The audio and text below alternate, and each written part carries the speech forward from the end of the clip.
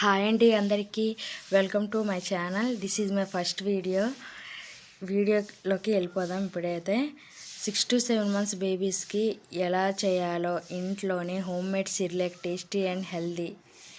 మా ఇంట్లో అయితే మా పాపకి 6 months బేబీకి ఎలా చేస్తున్నానో మీతో షేర్ చేసుకుంటున్నా. ఫస్ట్ అయితే ఒక కప్పు అంటే ఒక గ్లాసు బియ్యాన్ని తీసుకొని దాన్ని ఒక 2-3 సార్లు వాష్ చేసుకోవాలి.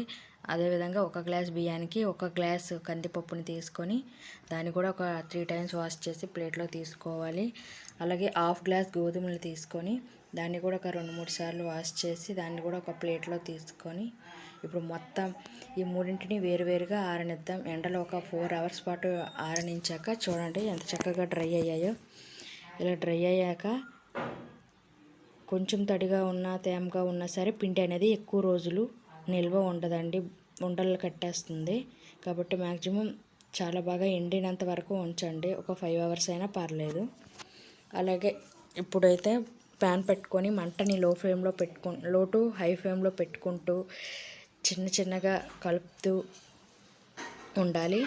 ఇలా బియ్యం కలర్ చేంజ్ అయ్యేంత వరకు ఉంచి ఒక ప్లేట్లో తీసుకోవాలి. అలాగే కందిపప్పును కూడా దాని కలర్ కూడా చేంజ్ అయ్యేంత వరకు ఉంచి దాన్ని ఒక ప్లేట్లో తీసుకొని అలాగే గోధుమలు కూడా వేయించుకోవాలి. చూడండి ఇలా చిటపటమని అయ్యేంత వరకు ఉంచి తర్వాత ఒక ప్లేట్లో అయితే తీసుకోండి. ఇప్పుడు మొత్తం బియ్యాన్ని కందిపప్పుని గోధుమలని మొత్తం కలిపి దాంట్లోకి 1/2 స్పూన్ వాము, 1/2 స్పూన్ జీలకర్ర ఈ రెండింటిని వేసి మొత్తం శుభ్రంగా మిక్స్ చేసుకోండి. ఇప్పుడైతే ఒక మిక్సింగ్ బౌల్లోకి కొంచెంగా తీసుకొని మెత్తగా స్మూత్గా అయ్యేంత వరకు మిక్సీ పట్టించుకోండి. చూడండి ఇలా సాఫ్ట్ అండ్ స్మూత్గా అయ్యేంత వరకు మిక్సీ పట్టాక దీన్ని ఒక ఎయిర్ కంటైనర్ డబ్బాలో స్టోర్ చేసుకోండి. ఇలాంటి గాజు డబ్బాల్లో అయితే ఎక్కువ రోజులు పిండి అనేది నిల్వ ఉంటుంది, త్వరగా బూజు అనేది పట్టకుండా ఉంటుంది. ఇప్పుడైతే ఒక గిన్నె తీసుకొని దాంట్లోకి కొంచెం వాటర్ యాడ్ చేసుకొని మనం మిక్సీ పట్టిన సిర్లాక్ పిండిని ఒక స్పూన్ వరకు వేసి దాన్ని కలుపుతూ ఉండాలి. ఇలా ఉండలు లేకుండా కలుపుతూ ఉంటే సిర్లాక్ అనేది ఉండలు లేకుండా స్మూత్గా వస్తుంది. మంటని లో ఫ్లేమ్లో పెట్టుకొని ఇలా కలుపుతూ ఉండాలి.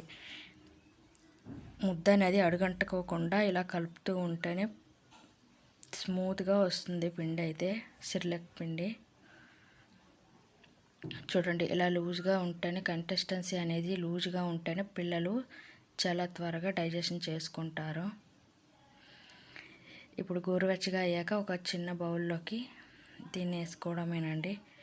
అంతే, ఇంట్లోనే సిర్లాక్ అనేది ఈజీగా తయారు చేసుకోవచ్చు. మీకు ఎలా వచ్చిందో కామెంట్ చేయండి.